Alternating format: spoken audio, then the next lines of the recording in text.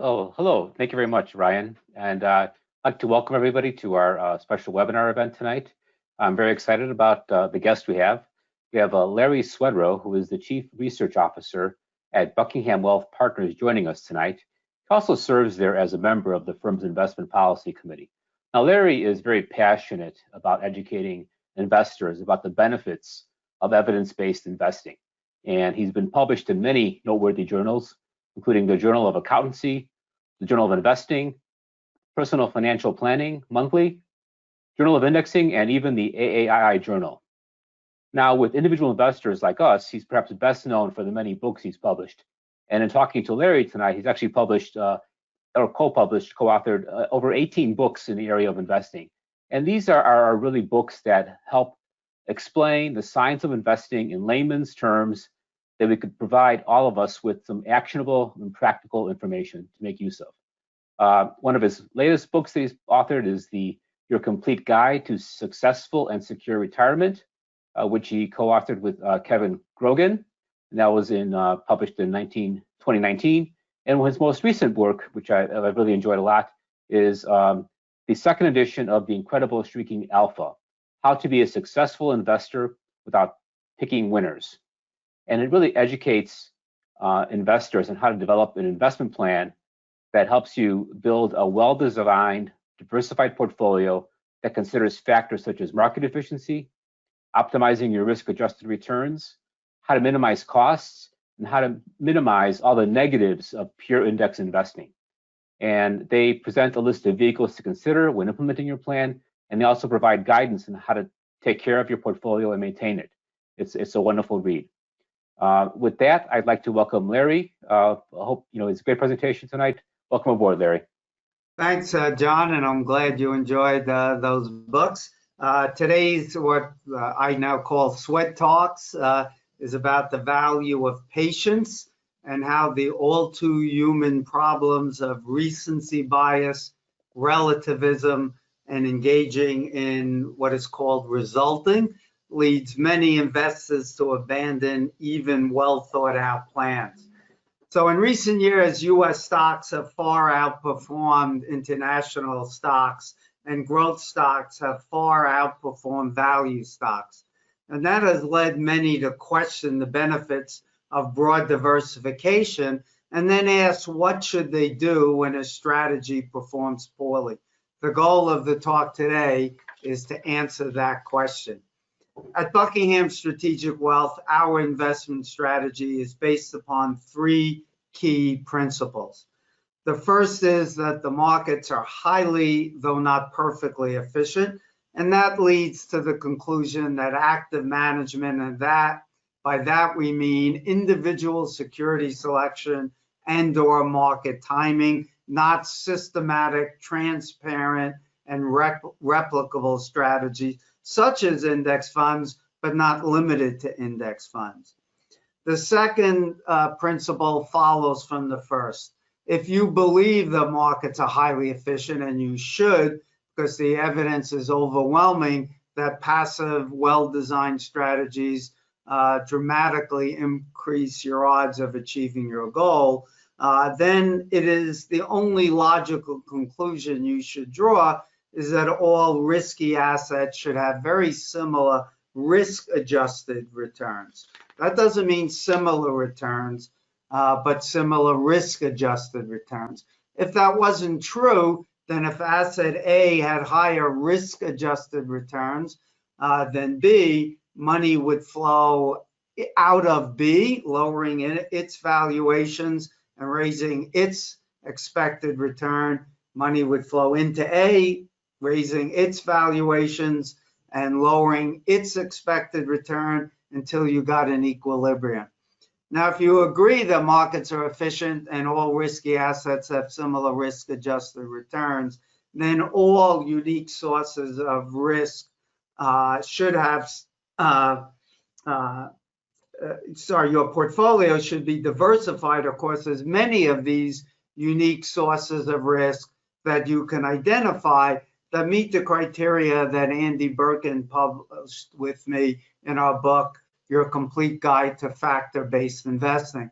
Those criteria are that first you have to have a premium. It should have evidence that that premium is persistent across long periods of time and across economic regimes. You want to make sure it's not a data mining result.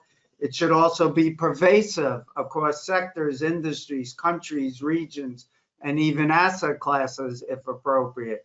It should be robust to various definitions. Again, we're looking to avoid data mining outcomes. So if value only worked for price to book, we could be suspicious, but it works for price to earnings, cash flow, EBITDA to enterprise value, it doesn't matter. Momentum works regardless of formation and holding period. It also has to be implementable. So that means it has to survive transactions costs. It doesn't do any good if you have a micro cap premium of say 3%, but it costs you 5% to trade it. And it should have intuitive risk or behavioral explanations for why you think that premium should persist. Now, we prefer risk-based explanations because risk cannot be arbitraged away, although popularity and the resulting cash flows can reduce premiums. Just like we saw, for example, in the late 90s, popularity of stocks drove valuations up, future expected returns were therefore lower. But if there is risk, unless there is a bubble, that risk premium cannot be arbitraged away. It could, however, shrink. However, we are willing to also accept behavioral explanations for the premium persisting because there are what are called limits to arbitrage, and the cost of shorting can be high and losses unlimited. In addition, the charters of many institutions prohibit shorting, and these limits, as well as the tendency for human behavior to remain unchanged, allow anomalies such as the poor performance of small growth stocks with high investment and low profitability, what are called lottery stocks, to persist. The problem is that traditional portfolios are dominated by a single risk when the logic says your portfolio should be as broadly diversified as possible across as many unique sources of risk. So let's run through a little quick math here. A typical 60-40 portfolio that has 60% equities, 40% bonds. We want to take a look at how the risk is allocated across the portfolio. We can think of in terms of risk points, 60% stocks with a typical volatility for a broad market-based portfolio like an S&P or Total 500, S&P 500 fund or an EFI fund. It's going to have a volatility of roughly 20. At Buckingham, we build bond ladders, average maturity in the 4 to 5 years using only very safe treasuries or CDs or high-grade municipals. That tends to have a volatility of roughly 5 to keep our math simple. So while somebody who has $1 million and has 600,000 in stocks, and if you ask them how much of your risk is in stocks, the typical answer I get, even when I ask professionals and advisors, is 60%, but that is far from the truth. As you could see here in this example, equities have 1,200 risk points and bonds only 200 if you're safe bonds. Total portfolio risk is 1,400 and equities represent 86%. If you would think about it, if you were holding 1 month T-bills, then basically 100% of the risk would be in stocks. So if the prudent strategy is one of broad diversification, not concentrating in one factor here, if you have this broad market-like portfolio, all you have is exposure to market beta. So that creates a risk of its own. If you diversify away from that, that risk is called tracking error regret. If you own international stocks, small stocks, value stocks in greater proportion than the market, you are able to diversify away that risk, but you run into this what's called tracking error or tracking variance, and that creates a problem that's called resulting, which is judging a strategy's performance based on the outcome instead of the quality of the decision-making process. Over the almost 25 years that I've been an investment advisor, I've learned that one of the greatest problems preventing investors from achieving their financial goals is that when it comes to judging the performance of an investment strategy, 3 years is a long time, 5 years is a very long time, and 10 years is an eternity. Even supposedly sophisticated institutional investors, including those that employ highly paid consultants, hire and fire managers based typically on the last 3 years' performance. And this tendency causes investors to make the critical mistake of assuming that good outcomes are the result of good process and bad outcomes imply a bad process. But that's not true. Just think about yourself. If you're married with children, you probably have life insurance. If you're about 30 or 40 years old, the odds of your dying in the next 10 years are close to zero. They're in the very low single digits. And yet almost everyone buys life insurance, despite the fact that there's an almost virtual certainty that they're transferring profits to an insurance company. So why do they do it? Because the cost of being wrong is high. They're diversifying their risk. And 10 years later, if they haven't died, they don't look back on that strategy to diversify the risk as a bad one because they didn't know the future. The same thing should apply to the world of investing. A strategy has to be right before you know the outcome, or it's wrong because none of us has a clear crystal ball. So while investors consider 10 years as an eternity, financial economists know that when it comes to investment returns, 10 years is highly likely to be nothing more than what they would call noise or a random outcome. For example, we actually have had 3 periods of at least 13 years over which the S&P 500 has underperformed totally riskless treasury bills. The 15 years from 29 to 43, the 17 years from 66 to 82, and the 13 years from 2000 to 12. In each case, they underperformed. Now, I will add that in each case, the small and value premiums were positive. So they would have added a diversification benefit. In fact, in the 17 years from 66 to 82, small value outperformed the S&P 500 by a cumulative over 1,100%. Now, as you look at the slide, I would just ask you to think about what periods preceded each of these 3 periods, which total 45 of the last 91 years, or almost half the time. Well, before the first period, you had the Roaring 20s, the FANG equivalents were the Westinghouses, the RCAs, airline stocks, probably even railroads. In the period preceding the 66, you had the Nifty 50 era, high-flying growth stocks that were one decision. They were trading at 50 times earnings in some cases. And just before the 2000 to 12 period, of course, we had the dot-com era with extremely high valuations. I don't make forecasts. My crystal ball is cloudy, but this looks to me to have a lot in common with each of the 3 periods before that. And valuations are very high. So it's important for investors to understand, that's the purpose of this slide. It's not to scare you, but it's to point out that all risky assets experience very long periods of poor performance. That's true of US stocks, of value stocks, growth stocks, emerging market stocks, reinsurance, variance risk premium, real estate, it doesn't matter.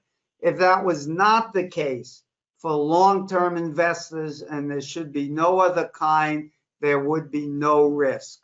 Thus, successful investing means accepting the risk of long periods of underperformance and having the discipline to stay the course, treating periods even as long as 17 years as nothing more than noise.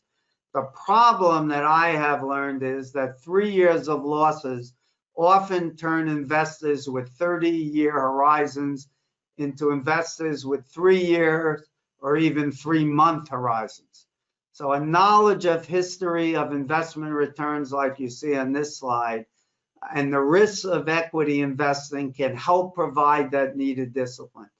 The following table is going to show you the persistence of performance of various equity factors, which are long-short portfolios. So when you see market beta premium, it's the annual average return on stocks minus the average annual return on T-bills. For value, it's their annual average return on value stocks minus the return on growth stocks. Now, as you look at this table, I want you to focus on the numbers above the solid black horizontal line. These are the 6 factors that Andy Birkin and I believe have evidence that met all of our criteria of persistence, pervasiveness, robustness, implementability, and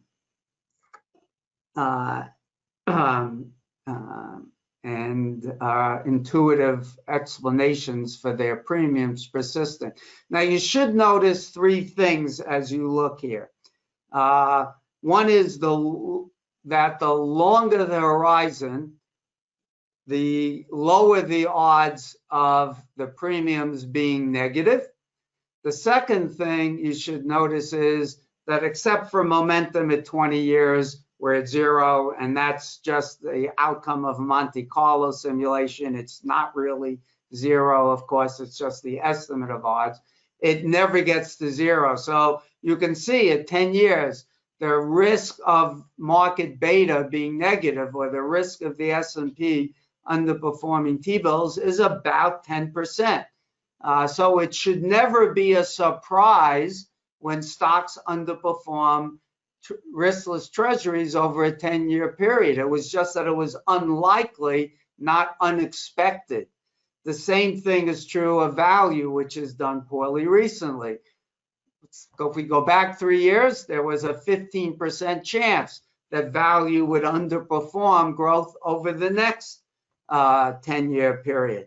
But investing is about putting the odds in your favor, not about certainty, and that's why we diversify across all these factors.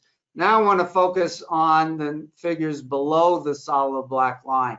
P1 stands for portfolio 1. It is a naive, equal-weighted portfolio that puts 1/4 of its assets in each of the first 4 factors. P2 is a naive portfolio that puts 1/5 in each of the first 5. And P3 equal weights the first 4 and substitutes quality, which is a broader category than profitability. Now, I use these naive portfolios so no one can accuse me of data mining. We all could figure out very easily by running an optimizer what would have been the right risks. Here we just say we want all risk assets should have similar risk-adjusted returns, so there's no reason to overweight market beta, size, value, momentum, profitability, or quality. We'll equal weight them. Notice how much better the odds of success are of any of the diversified portfolios when we run a Monte Carlo simulation, taking the historical premiums and volatilities to give us an estimate of the odds going forward. So this shows you how much better the experience should be and why it's the prudent strategy. The bottom line is that diversification can reduce risk of investing in these risk assets but it can't eliminate them, which brings us to the question of how to judge the quality of a decision in terms of portfolio construction. Fooled by Randomness author Nassim Nicholas Taleb had the following to say on confusing strategy with outcome. One cannot judge a performance in any given field by the results, but by the cost of the alternative. That is, if history played out in a different way, such substitute courses of events are called alternative histories. Clearly, the quality of a decision cannot be solely judged based on its outcome, but such a point seems to be voiced only by people who fail. Others attribute the success, of course, to the quality of their decision. Now, an all too human trait is hindsight bias, which is the tendency after an outcome is known to see it as virtually inevitable, contributes to the mistake of resulting. John Stepek, the author of The Skeptical Investor, advised, you must accept that you can neither know the future nor control it. Thus, the key to investing well is to make good decisions in the face of uncertainty, based on a strong understanding of your goals and a strong understanding of the tools available to help you achieve those goals. A single good decision can lead to a bad outcome, and a single bad decision can lead to a good outcome. But the making of many good decisions over time should compound into a better outcome than making a series of bad decisions. Making good decisions is mostly about putting distance between your gut and your investment choices. The bottom line is that we live in a world of uncertainty, where at best we can estimate the odds of outcomes. A strategy must therefore be judged in the quality of and prudence before, not after, the outcome is known. The period since the great financial crisis provided us a test of an investor's ability to avoid this mistake of confusing strategy with outcome. Here's the returns that we experienced from 2008 through 19. You'll notice all the US major asset classes had pretty similar returns. However, international markets fared very poorly, generating relatively poor returns. Let's see. Unfortunately, those poor returns led many to consider abandoning their strategy of diversification. But should we judge the strategy to have been a poor one based on the outcome? Not when we look at the question through the lens provided by Taleb. To see the wisdom of taking the correct viewpoint, let's consider an investor at the beginning of the period who doesn't have that perfect foresight. How did the world look to investors? To answer that question, we'll look at the returns of the prior 8 years. And here you can see that value stocks far outperformed growth stocks in the US, small caps far outperformed large caps, and developed markets significantly outperformed the US, and those lousy emerging market stocks outperformed by about 20% a year for 8 years. An investor contemplating their strategy at the start of 2008 would have seen these returns. As you can see, tracking variance works both ways. You have to take the negative tracking variance with the positive. Importantly, I doubt that any investor looking back at these returns for this period from 2000 through 07 would have questioned the benefits of building a globally diversified portfolio, one that included more than market exposure to small and value stocks.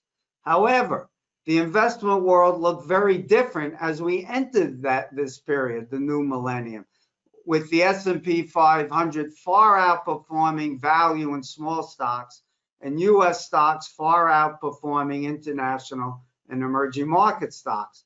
And in relative terms, the returns of the 5 years prior to this period are very similar to what we experienced over the post-2007 period and certainly since 2017, with growth stocks far outperforming value stocks and US stocks far outperforming international stocks.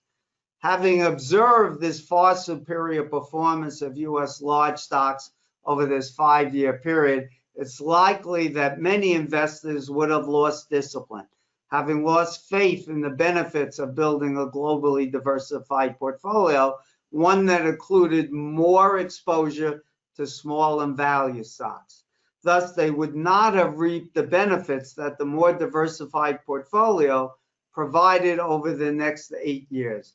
They would have had the worst of both worlds, having missed out on the superior performance from 1995 through 99, and then earned far lower returns from 2000 to 07.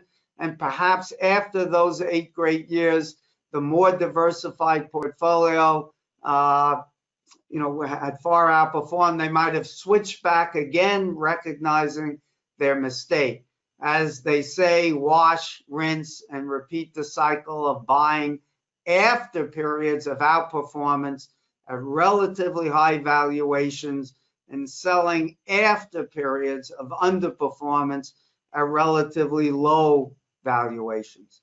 Regrettably, the twin problems of relativism, how the performance of your portfolio compares to that of your friends and to popular benchmarks, and recency conspire to lead investors to abandon even well thought out plans. Unfortunately, far too many investors have entered what John Bogle called the age of investment relativism. Investor satisfaction or unhappiness, and by extension, the discipline to stick with a strategy, is determined to a great degree by the performance of their portfolio relative to some index, an index that shouldn't be relevant to an investor who accepts the wisdom of diversification. Relativism can be described as a triumph of emotion over wisdom and experience. The history of financial markets has demonstrated that today's trends are merely noise in the context of the long term. John Bogle once quoted an anonymous portfolio manager who warned, "Relativity worked well for Einstein, but it has no place in investing." Turning to recency, the recency effect, in which most recent observations have the largest impact on an investor's memory and thus on their perception, is a well-documented cognitive bias. This bias affects investment behavior when investors focus on the most recent returns and project them into the future as if they will continue indefinitely. This is a common mistake leading to buying again what is done well recently at high prices when expected returns are now lower, and selling what is done poorly recently at low prices when expected returns are now higher. Buying high and selling low is not a prescription for investment success. Yet the research shows that is exactly what most investors do, presumably because of recency bias. A superior strategy is to simply follow a disciplined rebalancing plan that systematically sells what has recently performed relatively well and buys what has performed relatively poorly. We can observe how pernicious the buy high and sell low strategy can be by examining current valuations. What we should expect to see is that the dramatic outperformance of the S&P 500 has made US stocks more expensive relative to international equities, and valuations are the best predictor we have of future returns. As of July 2020, the end of the month, the Shiller cyclically adjusted Cape 10 PE ratio, when we invert it, we get an earnings yield like a bond yield. That is the best predictor we have of future 10-year returns. you have to keep in mind it's not a great predictor in terms of its exact accuracy, but it's a very good predictor of the median return over the next 10 years. And that's a real return. It assumes that valuations will remain unchanged. If valuations go up, you can expect higher returns, all else equal. If valuations were to revert to a mean, historical mean, then you would expect lower returns. That's 3.3% is the current real expected mean return for US stocks. You might add in 1.5%, 2% for inflation, get roughly a 5.25% expected return for US stocks. It's about 3.25% higher for international and about 4.5 almost for emerging market stocks. So people who are abandoning international diversification are buying US stocks at very high relative valuations when expected returns are low and selling assets that have much higher expected returns. We can also measure the relative valuations of domestic versus international stocks by examining the current valuations of Vanguard's 3 total market funds. And you could see here again, investors who are abandoning the strategy of broad diversification due to recency are selling international and emerging market equities when their valuations are much lower and expected returns are much higher. They would have already suffered the pains of the lower returns and would be selling low to buy high. We have another problem to discuss: impatience. Warren Buffett believed that when it comes to investing, temperament, which provides the discipline to adhere to a well thought out plan, is more important than intelligence. No more proof is required than over the first decade of the century, the S&P underperformed totally riskless 1-month treasury bills by over 40%. Investors in stocks should not have lost faith in their belief that stocks should outperform safe treasuries due to the experience of that decade. Here's an even more striking example, which I'm sure will shock most of our listeners here, especially those who love those favorites of today, the large cap growth stocks. Over the 40-year period ending in 2008, both US large cap and small cap growth stocks underperformed long-term US Treasury bonds, which is the totally riskless instrument for long-term investors like pension plans who have nominal obligations. The 1-month T-bill has the risk, of course, in it there of real rates falling. So the riskless rate is the longer-term government bond. I would hope that investors didn't abandon the idea that these risky assets should be expected to outperform in the future just because they experienced a 40-year period of underperformance. You know, when it comes to international investing, perhaps because of a home country bias, investors are far too willing to abandon strategies involving global diversification. And they are also far too willing to abandon value strategies when they have only underperformed really for about 3.5 years now. And any other strategy that has performed poorly in the recent past. Investors in risky assets such as stocks, and more specifically, small and value stocks, should expect to experience some very long periods in which those risky assets will underperform. That's not a reason to run away from risk. It's a reason to diversify it. And you have to expect these long periods, because if they didn't exist, then there would be no risk at all for a long-term investor. You just have to sit it out and wait until the period ends. And to me, there should be no other kind of investor than a long-term investor.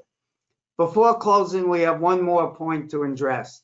If 10 years isn't a sufficient time to determine if a strategy no longer works, how do we know what makes a good strategy? I touched on this in the beginning. Andy Birkin in our book, which I would encourage you to read if you're interested in the world of factor investing, is that you need a premium that meets each of these criteria here. But we're not done yet. There's one other thing that we need to consider, which is valuations. Even good investments can become bad if valuations become excessive. In other words, we need to ask, has a strategy become too expensive? That's always possible, as bubbles have occurred in several different asset classes. Let's consider two recently poorly performing strategies: international investing and value. Now, you've already seen that valuations for both non-US developed market stocks and emerging market stocks are now much cheaper than they are for US stocks. Since valuations are the best predictor we have of expected returns, you should now expect that international stocks will provide higher, not lower returns going forward. Now, it's important to understand that does not mean they are better investments. Remember the first slide I told you, or the second slide, the principles of investing at Buckingham are based upon the fact that all risk assets have similar risk-adjusted returns. So those higher valuations mean investors think US stocks are safer, and once we adjust for that greater safety, they should have the same risk-adjusted returns. So the international stocks and emerging market stocks are viewed as more risky. Investors require a risk premium that drives their valuations down.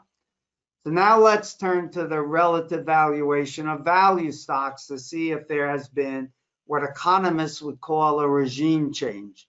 Has the publication of the strategy and its subsequent popularity led to cash flow and drove valuations up, eliminating the premium? That's something that I've been hearing for years, despite the fact that there literally is no evidence of that. So I went back and looked at what the relative valuations were for value and growth stocks when Pham and French published their famous paper, The Cross-Section of Expected Returns. Let's just assume for the purposes of this example that growth stocks had a price to book ratio of 2.1 and value stocks of 1. So the ratio would have been 2.1 at the end of 1994. If publication had led to cash flows into value stocks, we would have seen a narrowing of those spreads as valuations of value stocks would have gone up as people bought them. Valuations of growth stocks would have gone down. Instead, what we have seen is about a 50%, almost 60% increase. So value stocks today are 60% cheaper relative to growth stocks. Now, almost all of that has occurred in the last 3.5 years. The valuations were fairly similar at the end of 2016. So we know that cash flows did not eliminate the premium. And we can see the same thing here when we look at PE ratios, which are about 40% wider. And we see similar results when we look at small stocks. Price to book ratios are about 70% higher. And in terms of PE ratios, they're about 90% higher. Again, there's no evidence that cash flows have eliminated the premium. Yet I hear this argument all the time. Having observed that all risky assets have gone through long periods of underperformance and that relative valuations experience what we might call regime changes, we can answer the question of how to develop a set of core principles upon which to build a prudent investment strategy.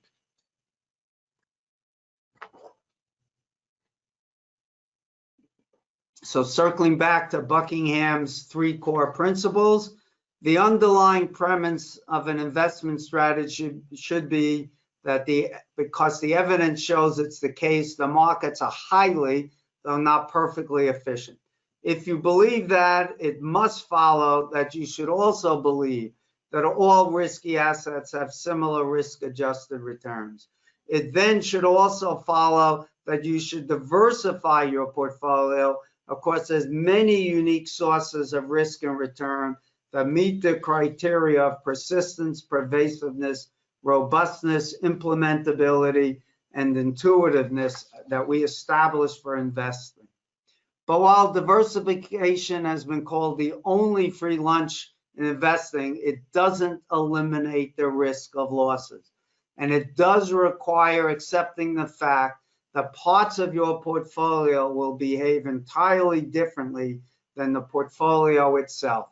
And it may underperform a broad market index for a very long time, just as you saw the S&P 500 underperform totally riskless T-bills for 3 periods of at least 13 years.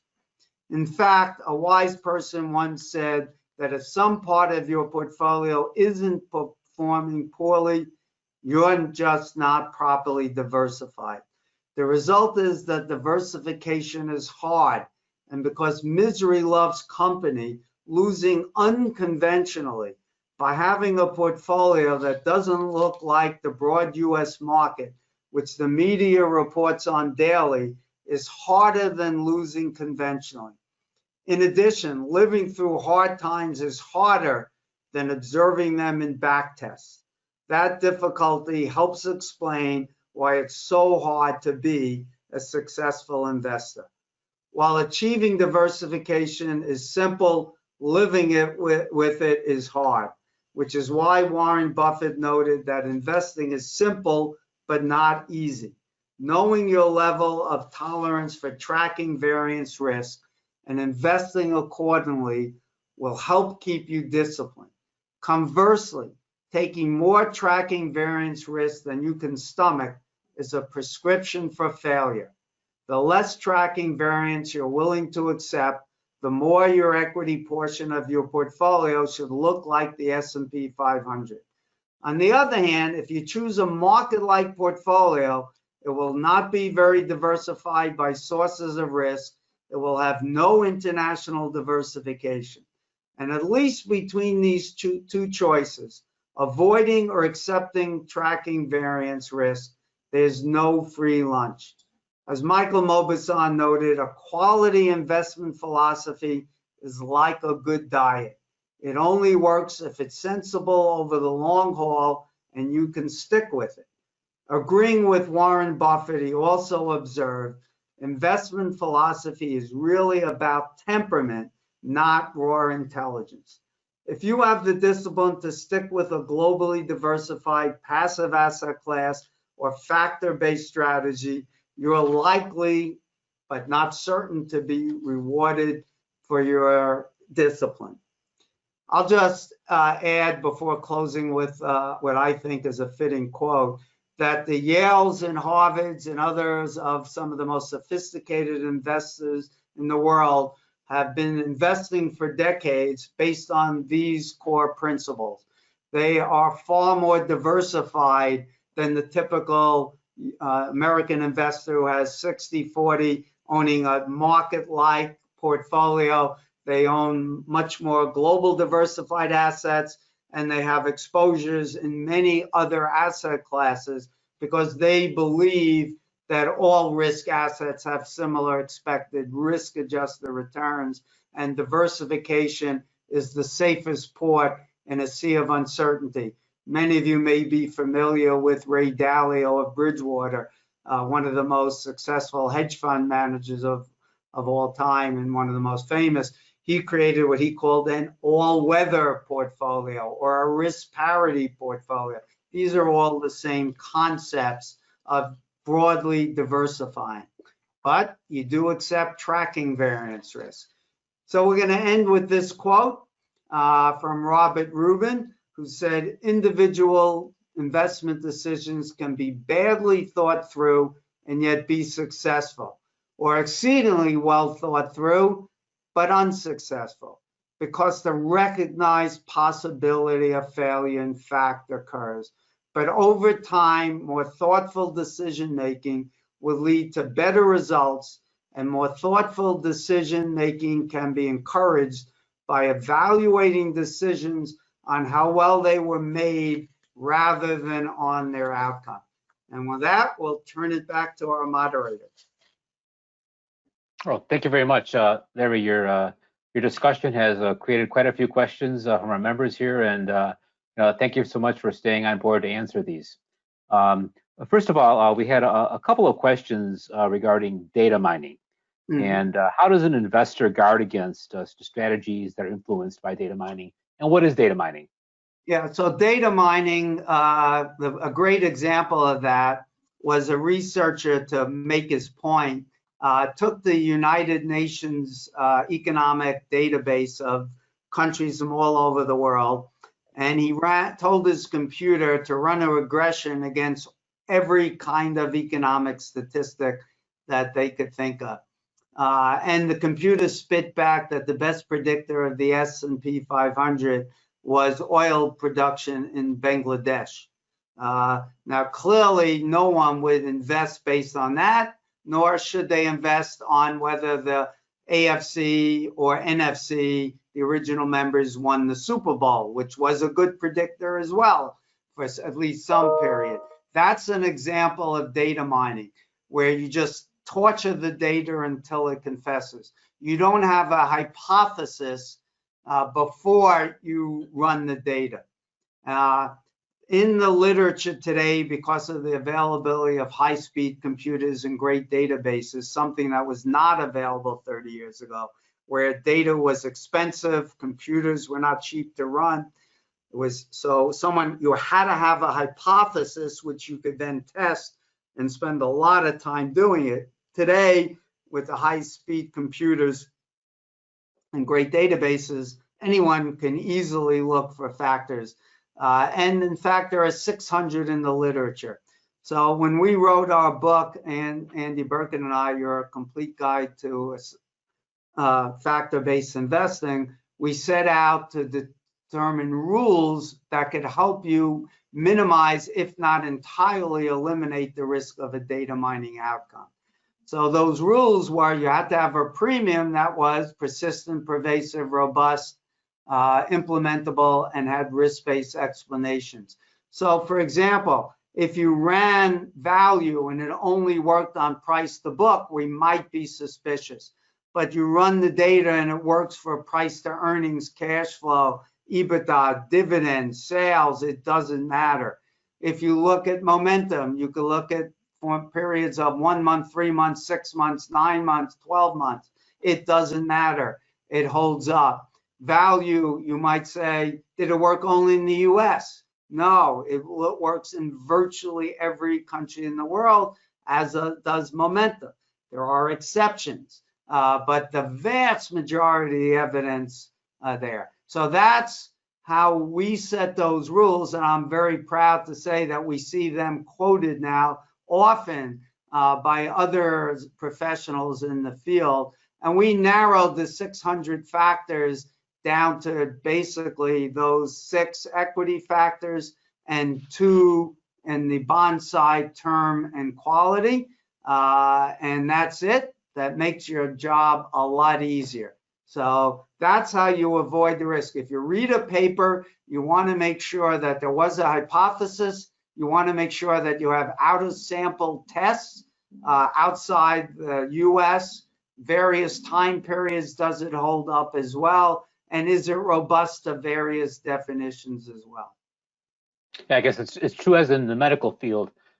Correlation does not cause causation, right? You have to have some explanatory factor as to how the two are related. Yeah, and you want to make sure these other criteria, I mean, just if you think about it, if you found the value premium in the US and in 99 out of 100 other countries, and it worked whether you looked at price to earnings, price to book, cash flow, then and you have papers showing good logical risk-based explanations as well as some good behavioral ones, and it holds up to transactions cost. The research shows the strategy is a low turnover. It's hard to argue that that was a data mining outcome. So that's how we go about testing which factors or asset classes we want to invest in. It has to meet all of those criteria, not just one or two of them. Very helpful. Now, if the markets are generally efficient, why do we regularly see individual stocks make large percentage moves in the short term? That's pretty simple, because surprises occur. What we have to understand is this, and most investors make a mistake here. So have to listen carefully. You may want to write this down so you remember it going forward. It is totally irrelevant to the market whether news, when it comes out, is good or bad. Now, that may sound foolhardy to many listening, but it's a fact. All that matters is what the market expected. And I'll give you some examples. In my first book, I wrote about a company called Cascade Communications. The stock was trading at, I believe, something like 64. And after the market closed, it announced earnings up 100%.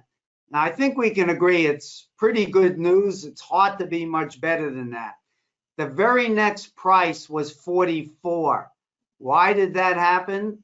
Very simple. The market was expecting better than 100% increase news, and the management may have come out and indicated that growth in the future might be lower. The news was unexpected. For example, in 2008-09, if I recall right, GM announced some bad earnings. They were down 20% and the stock jumped 20%. Why? Because the market maybe was expecting earnings down 30 or 40%.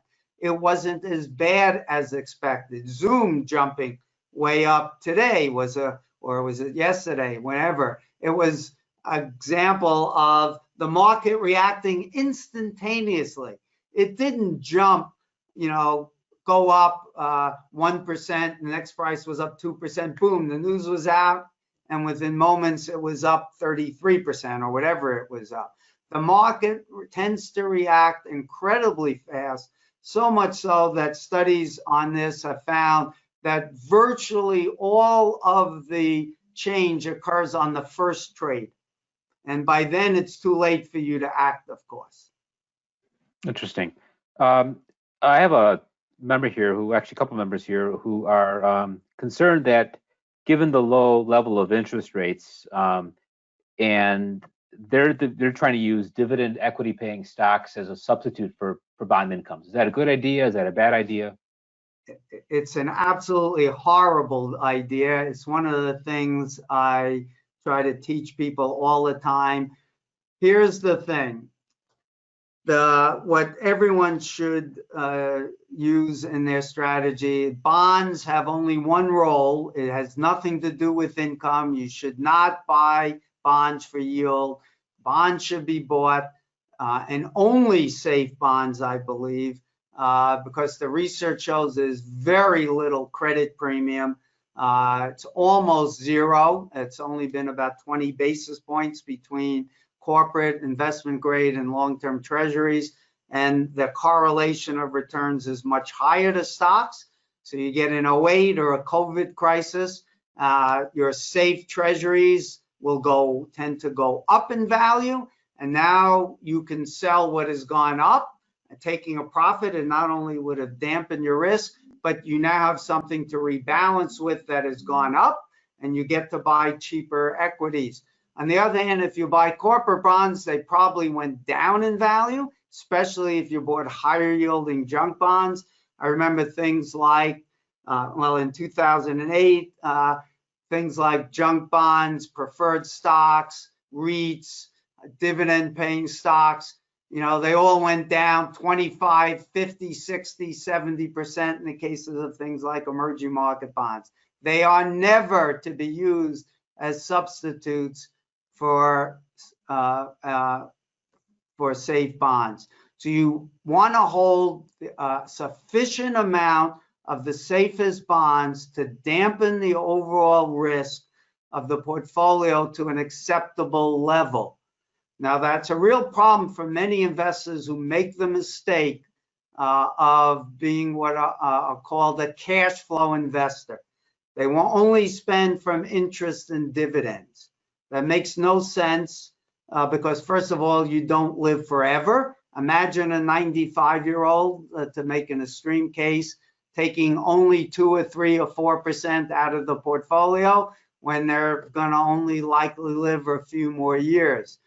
You should be taking a total return approach to the portfolio and using what some call a safe harbor or a safe withdrawal rate. You estimate that number. The problem is that when you get low yields, then these cash flow investors take away from safe bonds to buy things like dividend paying stocks, risky credits, preferred stocks, taking a lot more risk, and nobody knows what that outcome can be. And the COVID crisis might have turned not into a disease that was highly communicable but not deadly, but it might have turned into one that was maybe less communicable but a lot more deadly. And the world economies might have been shut down for who knows how long, or whatever the next crisis is that comes along. That is one of the worst and most common errors investors make. The bonds in our portfolio are either government treasuries, AA or AAA munis that are also either only essential service revenue bonds or general obligation bonds, and AAA, AA only, and it must be those two categories, and CDs, and that's basically it. Even if you're getting no yield, then that you have to adjust the rest of your portfolio or change your goals or cut your spending, whatever it might be. You should never use dividend paying stocks because they're not a substitute. One last thing, investing based on dividends literally makes no sense because dividends reduce the price of the stock when they're paid out. That's a tax inefficient way to get the return. You can just as easily create a self dividend. It's much more tax efficient. There are good academic papers which I've written on in my books that show there's literally no logic in finance. In fact, the papers were written 50 years ago showing that dividend policy should be irrelevant. Now, I'll just add one comment that a steady dividend can be an indicator of a quality stock. And that is, if you want quality stocks, you can buy a quality index fund and it will buy stocks whether they pay a dividend or not. And there's no difference in expected return between the quality stocks that pay dividends and the ones that don't pay dividends. That's what the research shows. So my view is you should totally ignore dividends. Research shows they're basically irrelevant. Now, they may be an indicator, though, as I said, of another factor. And so that's important to keep in mind. Interesting. Just a confirmation here. So I had a member here who wanted to make sure that when you're talking about the long periods of time where the S&P has underperformed Treasury bills, in those particular instances, you are still reinvesting the dividends of the S&P 500. Yeah. So it's a total return comparison. Yeah, exactly. It's not a price only. Absolutely. Now, if someone has already committed to an investment approach that they are comfortable with, and it's been proven itself over at least a full economic cycle, should they use the poor performance of that investment strategy as an opportunity for rebalancing? Well, first of all, you have to understand that even periods of 20 years or maybe even longer don't tell you what the future will hold. Those are way too short of periods. Think about Japanese investors coming out of World War II, buying Japanese stocks. They far outperformed US stocks right up till 1990. And now 30 years later, the Nikkei, which was at 40,000, is now at 23,000. And from 90 through 2019, had a slightly negative return after dividends. That's even before considering inflation. So imagine a Japanese investor with a home country bias and watching for 40 or 50 years Japanese stocks far outperforming, and then deciding why invest in anything but Japanese stocks. The same thing can happen here in the US. It's not impossible. And that's why we diversify. Once you have your plan, you should stick to it, always rebalancing whenever you have new cash flow, dividends, interest income, any new cash. And the only reason to change your plan is any of the assumptions that went into your asset allocation have changed. So it might be you're now 20 years older. You're much closer to retirement. You have less labor capital, so you can take less risk. Your horizon got shorter. It might be you got a big promotion, made a lot more money, and now your portfolio was much bigger than you expected. And so your need to take risk is lower. You should lower your equity allocation. Might have gotten inheritance, but there are other things that could change it in the other direction where your tolerance for risk could fall. It could be a loss of a job. It could be a death in the family, a divorce. A investment policy statement must be a living document that needs to be reviewed regularly when any of the assumptions have changed. And those assumptions include the expected rate of return on your assets. Clearly, say 5 years ago or 3 years ago, you might have expected 2.5% from safe bonds. Today, you maybe should be expecting 50 basis points. You must make that adjustment. And the same thing about how you think about future equity returns. You should use current valuations to guide you as to the expected returns so you can determine if your portfolio has a sufficiently high odds of success. And the only way I know how to do that is to run a Monte Carlo. That really helps you look at the possible dispersion of outcomes, what the odds of success are. To me, that's the gold standard. Interesting. Now, in the spirit of diversification, I remember here asking, how would you categorize real estate in a portfolio? Should it be considered a bond, equity? Yeah, okay. So there's some good research, including by my colleague Jared Kaiser, wrote a paper on this. Real estate returns are really explained pretty well by the returns to small value and bonds. And that's pretty logical. There tend to be more leverage. You have a lot of leases in many of them, so that portion acts as a bond. I'm a believer, so if you own a broad-based market-like portfolio that include REITs, I don't think there's a reason to add REITs to a portfolio.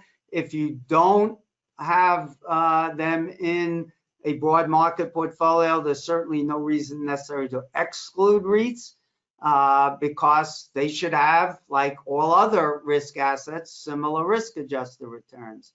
But if you're already broadly diversified across small and value and lots of other things, then not adding real estate, I think, is perfectly fine. Once you're up to 8 or 9 different asset classes or strategies, adding a 10th is not going to make too much difference in the portfolio.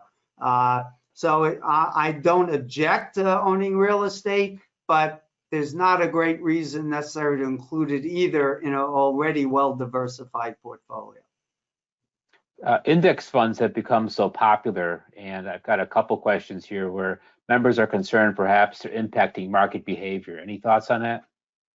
Yeah, what we've been hearing for a long time now is that as more people index, the markets will become less efficient, because of less price discovery, and that'll mean more opportunity for active managers.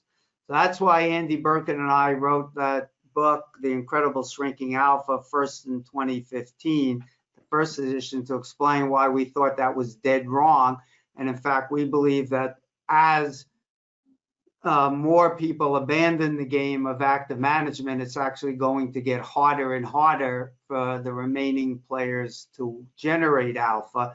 And we provide 4 reasons for that. And then we updated that book. That's the one that just came out that you mentioned. And the data has proven out what we said. The odds of outperforming have collapsed. In 1998, when I wrote my first book, Charles Ellis's more famous book, Winning the Loser's Game, came out. And he noted that about 20% of active managers were generating statistically significant alpha. Today, that number is in the low single digits. So clearly, the fact that there's more passive investors has not made it easier for active managers to generate alpha. It's actually made it harder. And now I will say this, I think that the other side is there is going to be a lot less liquidity at times, and we've already seen that happen in things like flash crashes, etc., because the market makers are no longer there. There's spreads which allow them to make money, giving them the appetite to take risks, have been eliminated by high frequency traders. And so there's very little liquidity in markets, which actually makes active management more difficult, because if you're trying to build positions, you're going to move the market against yourself. And that's part of the reason why you see these bigger jumps now in stocks, both up and down, and why you saw a record drop in the S&P 500 in 35 days. Thing was something like 25 or 30 some odd trading days, we dropped basically a full third. I think that's going to be the more prevalent outcome as we go forward, that you can see bigger ups quicker and more steeper, faster drops whenever there's shocks to the system, because there's going to be a lot less liquidity. And these index funds are now a much bigger share of the market, and they must sell because they're always 100% invested. And if, so Vanguard gets a, notice that investors are redeeming, they have to sell, and they're going to sell everything because they have to. So I think that's the one thing I'd be very careful for investors to make sure that they understand that there likely are going to be more big shocks in their portfolio. Needs to be able to withstand that. And by that, I mean their stomach needs to be able to stand it. And if you buy a lot of dividend paying stocks instead of those safe bonds, my guess is your stomach is going to end up making decisions when that happens, and not your head. And in my 25 years as the director or head of research at Buckingham, I've yet to meet a stomach that makes good decisions. Interesting. Another question here. This has to do more with, I guess we have a lot of retirees listening in tonight, and they're concerned a little bit about the impact of time horizon on the investment decision process. And here's perhaps a question that is sort of characteristic of that type of concern. So factor returns may vary from market beta for long periods of time. So do you still recommend these for a retiree who has a shorter time period for recovering from a lengthy period of underperformance? Yeah, I get that question a lot. It's interesting because the logic is exactly backwards. In fact, the shorter your horizon, the more you should want to diversify across many different asset classes. And I'll just make a simple example. In any one year, emerging markets have outperformed or underperformed the US by like 30% or 40 or even more. And yet over the long term, that never happens. EFI has outperformed the US by wide margins and underperformed by wide margins. But over the long term, the returns are fairly similar. So why would you want to take the risk if your horizon is short that you're only in the US, and it might be large cap growth stocks are the asset class or the factor that gets clobbered in the near term when it's the retiree who has the greatest risk of sequence risk. So you want to cut the tails possibility of incurring sharp losses, and there's only one way to do that. That's broadly diversify. So actually, the shorter your horizon is, the more important it is to diversify, not the other way around. But I would argue, regardless of your horizon, you should have broad diversification, because there's no logic at all to investing in one factor asset class. You're making decisions based likely on home country bias. Oh, it can't happen here. It's the US is not Japan, etc. Well, let me just give a couple of brief examples. 1900, Egypt was the 5th largest stock exchange in the world, and Russia was one of the largest exchanges in the world. Those investors are still waiting for return of capital, not return on capital. In Japan, 30 years, negative nominal returns. That could be the outcome here. So why would you concentrate when no one has a clear crystal ball? It simply makes no logic to me. And I think you answered this, but this question's come up again here. Do you think small cap value investing is dead? Does our dependency on technology stocks kind of make them obsolete? Yeah, I think that is, well, let me say it this way. Right up through 2016, small value had continued to outperform. It certainly didn't underperform. Even from 08 through 19, the returns were almost identical, but it has dramatically underperformed since January of 2017. Now, there's only 2 possible explanations for that. One is that profitability has changed. We're in a different regime. And so the returns on equity and return on assets of small value stocks relative to growth stocks could have changed. The other possibility is that investors are just on another speculative bubble, like occurred in the 20s, like occurred in the Nifty 50 era, like occurred in the dot-com era. So we can look at the evidence on value in particular. And let's divide value into, well, let me point this out. Value stocks are much less profitable than growth stocks. Over the long term, the return on assets of growth stocks has been 4 to 5% a year higher than value stocks. So let's say value stocks, just making this up, but had 4% return on assets, and growth stocks had 8 or 9. And return on equity was 11 to 12% higher for growth stocks. So let's say return on equity was 5% for value, and return on equity for growth was 16 or 17. Now, despite that, value stocks far outperformed over the long term. That's because the price you pay for that growth matters. So what has happened over the last decade, or certainly over the last several years? There has been a slight change favoring large growth stocks, not a big change, but it does explain some of the outperformance, but not in small stocks. Small growth stocks that profitability has been no different than for small value. But there's been, I showed you, a dramatic change in the valuation spreads. And that explains virtually 100% of the underperformance. And value today is trading at the cheapest virtually it has ever been, almost true all over the world.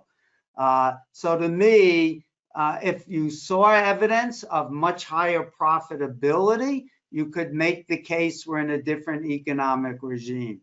But there is no evidence of that, except in large growth relative to large value, and that has not been an overwhelming factor here. It has been mostly, even in that case, the change in speculative return as John Bogle famously put it, the valuation spreads.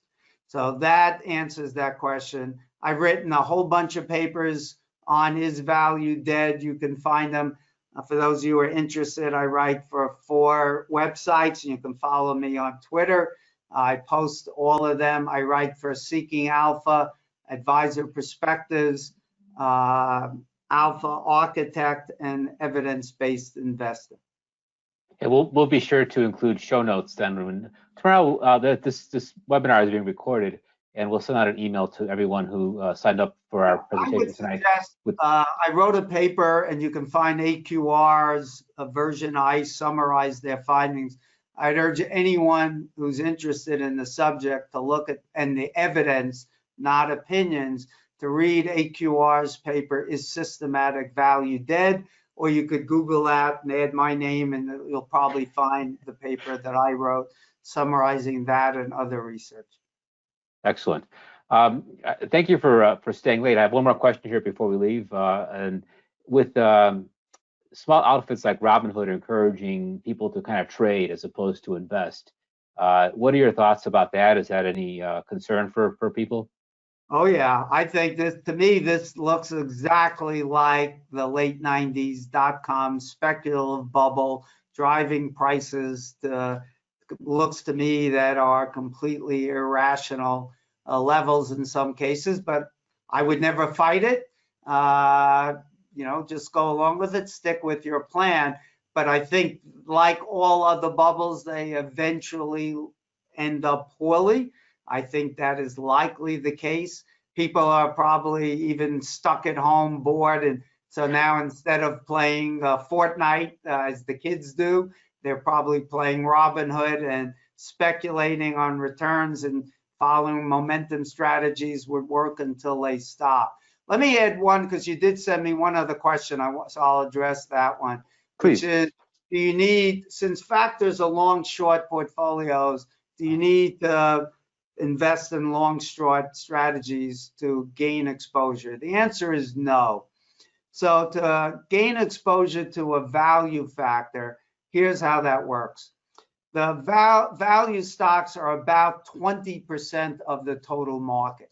If you want to be long the value factor, you have to own more than 20% value stocks, because the growth stocks you own exactly offset, they give you a negative exposure to the value effect. So if you own 30% and the market's only 20, you have, let's say, a 10% exposure to that value factor. That's just roughly speaking. And all you need to do, there's a wonderful website called portfoliovisualizer.com. You can load up your portfolio, put in any mutual fund, and it will tell you what the loadings are on various factors. There are various funds in the same asset class that have very different exposures, though. And I'll give you one set of simple example. So Vanguard, Dimensional, and Bridgeway all have small value funds. But Vanguard's fund has an average market cap of $4 billion. Last time I looked, it's probably lower now, but let's use that number. DFA's at the time was $2 billion, and Bridgeway's was less than $1 billion. Now, Vanguard's exposure to the small factor might have been like 0.5, and DFA's might have been like 0.7, and Bridgeway's might have been 1.1. So you're getting more exposure to that factor. And if the small premium is 2%, you multiply that 2% by your exposure, and that should tell you how much contribution you got from that. Same thing with value.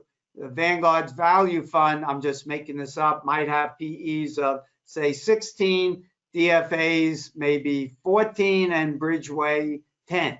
And so Vanguard's fund might have exposure to value of 0.5 and Dimensional 0.6 and Bridgeway 0.8. I'm just giving you relative numbers. Sure. So you can get exposure by being long only, and the key is to what you don't want to do is make the mistake of considering only expense ratios.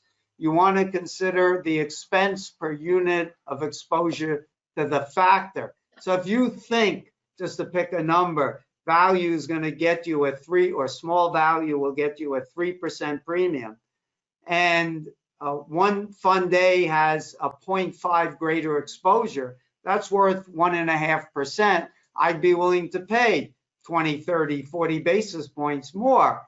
I wouldn't pay 30 basis points more for maybe 40 or 50 expected return, because the 30 is sure and the 40 or 50 is expected.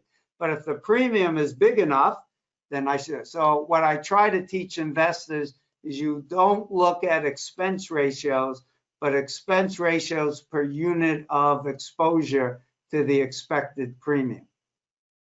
That's a great thought to end on. And thank you again for having a very informative and thought-provoking webinar. Thank you so much. My pleasure, John and Ryan. Glad to come back anytime. Thank you. We'll pick you up on that. I just wanted to remind folks of our upcoming webinars. As a reminder, we broadcast every Wednesday at 7:30 Central, and you can do that at www.aai.com/webinars. Here's the upcoming schedule for the next few weeks. Next week, we have Alpha Architect's Jack Vogel. His webinar is titled Quantitative Momentum, a Systematic Process to Identify High Momentum Stocks. The week after, we have AAII's own Wayne Thorpe on investing like a stock superstar, a fundamental and technical approach to seeking growth stocks. If you've been following the SSR portfolio, Wayne will be detailing the next group in that model portfolio. And the week of September 23rd, we will be featuring Paul Merriman on which is the best 1, 2, 3, and 4 fund strategy. You won't want to miss these webinars, and these are free.